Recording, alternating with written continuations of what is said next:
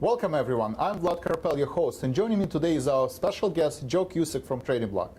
Today we want to discuss the market events this week that need to be on our trading radar. Joe, you have traded in these markets for close to 20 years. Why are these binary events so important? First of all, Vlad, thank you very much for having me here. Yeah, you're right. Events like earnings, economic reports, geopolitical flare-ups, etc. are good to be on our radar.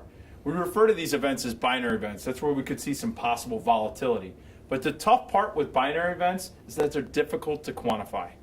Joe, you bring up an excellent point. And at Tradespoon, we maintain a proprietary system that monitors a universe of over 1,000 optionable U.S. stocks. We rate each stock and assign a unique value. A rating of 10, we're long-term bullish on the stock. In rating these stocks, Tradespoon uses such variables as long-run earnings per share growth, stock volatility, beta, correlation between S&P index and the stocks, as well as other factors. Joe, can you bring some of those very events that should be on our radar this week? Yeah, you bet, Vlad. Let's first of all talk about retail sales. That comes out on Tuesday. Now I look at the proxy ETFs, and specifically for retail sales, that's XRT. Now the underlying options are pricing in the potential for the ETF to move roughly around 2%, or about $1.75 this week. So there could be some potential volatility in that sector.